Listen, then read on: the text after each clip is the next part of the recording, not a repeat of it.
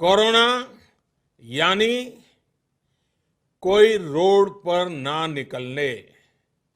Corona यानी कोई road पर ना निकले। The Prime Minister, campaigning in Asansol, said he was delighted, I think the word was elated, to see the large crowds that had gathered at his rally. मैं जहां देख सकता हूं, मुझे लोग ही लोग दिखते हैं, बाकी कुछ दिखता ही नहीं है। क्या क्या कमाल कर दिया आप लोगों ने। This on a day when India has reported over 2 lakh coronavirus cases for the third consecutive day. पहले 10 लाख केस 231 दिन में हुए, आखिरी 10 लाख केस 19 दिन में हुए थे। कोरोना के केसेस की इस अचानक बढ़ोतरी ने मुश्किलें ज्यादा पैदा की। प्रधानमंत्री नरेंद्र मोदी के लोकसभा क्षेत्र वाराणसी में तो खुद जिला प्रशासन ने एडवाइजरी जारी कर कहा कि जिले में अभूतपूर्व कोविड संक्रमण फैल गया है। जिले की व्यवस्था चरमराती दिख रही है। अस्पतालों में दवाएं नहीं मिल रही, जांच नहीं हो पा रही। ये तस्वीर अहमदाबाद की है, जहां पर सिविल अस्पताल के बाहर 108 एम्बुलेंसेस की लाइन लगी हुई है। इनमें कोरोना मरीज हैं जिनको अस्पताल लाया गया है, लेकिन अंदर भीड़ इतनी ज्यादा है कि मरीजों को 6 से लेकर 8 घंटों तक एम्बुलेंस में ही इंतजार करना पड़ रहा है। गुजरात के बाद चलते हैं महाराष्ट्र के चंद्रपुर। यहां एक बेटा 24 घंटे तक अस्पतालों के चक्कर काटता रहा कि अपने पिता को भर्ती करा सके। बेटा चंद्रपुर से तेलंगाना ले गया, वहां भी बेड नहीं मिला तो वापस लौट आया, फिर यहां भी वापस चंद्रपुर में बेड नहीं मिला। गाड़ी में का ऑक्सीजन भी खत्म हो रहा है। अगर नहीं यहाँ पे बेड अवेलेबल कर सकते तो कम से कम इंजेक्शन देके मार तो भी डालो ना। मैं इनको घर ले जा सकता और ना यहाँ पे बेड मिल रहे। झारखंड की राजधानी रांची में यह विलाप उस बेटी का है जो अपने पिता को लेकर अस्पताल पहुंची। अस्पताल की पार्किंग में आधे घंटे तक वो इंतजार करती रही और जब किसी तरह पिता को डॉक्टरों के पास पहुंचाया तो डॉक्टरों ने उन्हें मृत घोषित कर दिया। डॉक्टर डॉक्टर चिल्लाते रह गए, कोई डॉक्टर नहीं आया, कोई डॉक्टर नहीं आया, कोई डॉक्टर नहीं आया। ठीक उसी वक्त राज्य के स्वास्थ्य मंत्री भी अस्पताल के दौरे पर थे।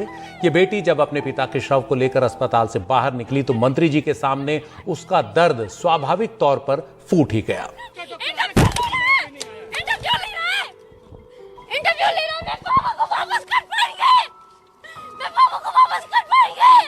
पटना के नालंदा मेडिकल कॉलेज अस्पताल में बिहार के स्वास्थ्य मंत्री मंगल पांडे के दौरे के समय एक मरीज के परिवार वालों ने जमकर हंगामा किया। जिस समय स्वास्थ्य मंत्री मेडिकल कॉलेज का दौरा कर रहे थे, उसी समय अस्पताल में भर्ती होने का इंतजार कर रहे एक कोरोना मरीज की गाड़ी में ही मौत हो गई। पापा बहुत सीरियस में थे, हम बोले भी कि पापा को अंदर एडमिट कर दीजिए, उसके बाद जो करना। तो धूप में छोड़ दिए पापा को। कुछ इलाज नहीं हो रहा है सर, कोई मतलब नहीं है, ना कोई देखने वाले नहीं है। डॉक्टर भी बोलते हैं हम अभी कुछ नहीं कर सकते हैं। छत्तीसगढ़ की राजधानी रायपुर के सबसे बड़े भीमराव अंबेडकर सरकारी अस्पताल का एक वीडियो वायरल हुआ है। अस्पताल के जिस हिस्से में कोरोना से जान गंवाने वाले मरीजों के शव रखे हैं, वहां फ्रीजर में शव रखने की जगह अब नहीं बची है। कुछ शव खुले आसमान के नीचे धूप में स्ट्रेचर पर हैं, तो कुछ अंदर अस्पताल में ही जमीन पर रखे हुए दिखे। बॉडी पूरा बाहर में है सर, देखने वाले कोई नहीं है यहाँ। रायपुर के भीमराव अंबेडकर अस्पताल में शवों को ले जाने के लिए अब ट्रकों का इस्तेमाल किया जा रहा है। कई शहरों से खबरें और तस्वीरें आ रही हैं जहां अस्पतालों में जगह की कमी है, बेड्स की कमी है, ऑक्सीजन की कमी है, दवाइयों की कमी है, शमशान में भी जगह की कमी दिखाई पड़ रही है। हालात सभी जगह बुरे हैं, लेकिन इस बीच में एक बड़ा सवाल ये भी उठ रहा है कि क्या कोरोना से मौत के आंकड़ों को छुपाया जा रहा है।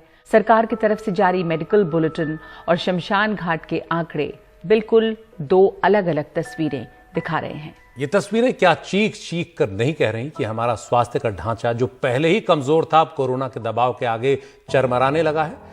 कि भाई जब हमने जिंदगी भर लड़ाई मंदिर मस्जिद और हिंदू मुसलमान के लिए लड़ी है, तो हम सरकार से बेड अस्पताल की अपेक्षा क्यों कर रहे हैं? वो रातों रात चमत्कार क्यों करेगी? हमको जो चाहिए था वो तो दिया ना उसने। ध्यान रखिए, अगर कुंभ को लेकर भी सतर्कता नहीं बरती गई तो तस्वीर भयावह हो सकती है। पता नहीं अब तक कितने लोग कोरोना की चपेट में वहां आ चुके हों। ये तस्वीरें गवाह होंगी अगर कल इस भीड़ से कोरोना विस्फोट हो जाए। कहां से करेंगे उनके इलाज के इंतजाम? पहले ही सारा ढांचा चरमरा रहा है। इस बार लोग पहले की अपेक्षा बहुत अधिक कैजुअल हो गए।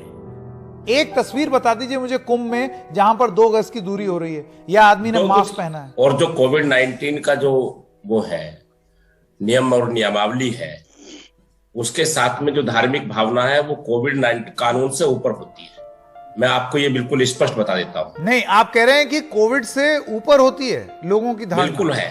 धार्मिक भावनाएं ऊपर है, श्रद्धा ऊपर है। तो श्रद्धा जो है वो कोविड की जो प्रोटोकॉल्स हैं उनसे ऊपर है।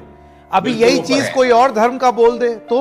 अब मैं ये भी बता रहा हूँ, ये सारे मौलाना जो क्लॉडी मौलाना है, जो संक्रमण करने के लिए दृष्टिकोण से आए थे, वो सब जेल में सड़ेंगे। उनको पुलिस पकड़ पकड़ के लेके जा रही है। लोग जो कुंभ में जा रहे हैं, हम भी कुंभ में शाही स्नान में गए थे, तो वहां बिल्कुल हमने सावधानी बरती। आप ये गारंटी ले सकते हैं कि वहां पर लोगों को कोरोना नहीं होगा? गारंटी तो व्यक्ति की अपनी नहीं है, क्या किसको हो जाए। हम किसी की रात पैरवी कर रहे थे। फिर आप मुझे ये बताइए कि आपके प्रदेश में जहां मुख्यमंत्री खुद कोरोना संक्रमित हो गए हैं, वो पॉजिटिव हो गए हैं, और इतने सारे बड़े बड़े नेता, लखनऊ की क्या बुरी स्थिति है मुझसे बेहतर आप जानते हैं। ये क्या बोले, मैं समझा नहीं। क्या बुरी स्थिति है मुझसे बेहतर आप जानते हैं। लोग जो कुंभ में जा रहे हैं, हम भी कुंभ में शाही स्नान में गए थे, तो वहां बिल्कुल हमने सावधानी बरती। Few moments later. क्या बुरी स्थिति है मुझसे बेहतर आप जानते हैं। तो आप देख रहे हैं कि आस्था का विषय तो अपनी जगह है, लेकिन अगर आप विज्ञान की नहीं सुनेंगे तो आस्था के केंद्र से लोग बीमार हो के लौटेंगे। अरे वहां लोग कोरोना की मांग कर ये जा रहे हैं कि भगवान इस कोरोना को खत्म करो। नहीं, ऐसे करेंगे एकत्रित होके? कोरोना को यही तो चाहिए। मैंने पहले भी कहा था, ये कोरोना एक ऐसी चीज है कि जब तक आप उसको लेकर के नहीं आओगे घर में नहीं आता है। क्या हरिद्वार में जुटे ये श्रद्धालु वापस अपने घरों को नहीं जाएंगे? इस भीड़ में जाने किस किस के भीतर कोरोना का वायरस छुपा हो। आप 27 तारीख का गंगा मां का स्नान करिए, लास्ट कुंभ है अब, और देखिए वहां कितनी शक्ति मिलने वाली है फिर आपको भी। मैं तो बस यही जानता हूं कि ये जो भी अपार शक्ति की आप दिव्य शक्ति की बात कर रहे हैं वो हमारे डॉक्टरों को मिल जाए, क्योंकि जिस तरीके की स्थिति उत्पन्न होने वाली है, और हर डॉक्टर यही चीज बोलेगा कि इस तरीके के जमावड़ा यही चाहिए कोविड को, क्योंकि जो स्थिति उत्पन्न होगी उससे हमारे डॉक्टर कैसे निपटेंगे, उनको ये शक्ति चाहिए। जब अस्पताल में कोई भी मरीज होता है, हमारे घर का मरीज भी है, हम भी मरीज होकर बने कई बार, तो बाद में डॉक्टर भी ये कहता है कि भगवान पे छोड़ दीजिए और ईश्वर पे छोड़ दीजिए। तो सरकार का इंतजाम बहुत अच्छा है, जो मौत से बच जाए वो अपनी खैर मनावे। कोविड आज का दिन में नहीं है, यहाँ मास्क पहनने की जरूरत नहीं है, तो क्यों बेकार का आप एक पैनिक क्रिएट करें? जब होगा मैं बता दूंगा लोगों को। क्या बोल रहे हैं, क्या बोल गए नेताजी जी? कि धुंधमय आकाश का मौसम है मेरे देश में, और मौत के सहवास का मौसम है मेरे देश में, और शोर कैसा भी हो सुनने में नहीं आएगा अब, और इस कदर उल्लास का मौसम है मेरे देश में, और चुप रहो या कीर्ति गाओ, और तुमको पूरी छूट है, और अब खुली बकवास का मौसम है मेरे देश में। ये बात आपने बिल्कुल ठीक कही है। इस वीडियो के सामने आने के बाद सवाल तो बनता ही है, अगर हम करें तो करें क्या, बोले तो बोले क्या? वाह मोदी जी, वाह वाह वाह। नहीं, मैं ऐसा कुछ नहीं कहूंगा। मैं कहूंगा मोदी कहाँ है तेरा 56 इंच, कैसा है तू रेजिग्नेशन दे दे, तू हट जा। ठीक है, लेकिन टेंशन मत लीजिए, जब तक व्हाट्सएप में गुड मॉर्निंग भेजने की सुविधा है तब तक आपको कुछ नहीं होगा, मैं गारंटी देता हूं। ये क्या बोले, मैं समझा नहीं।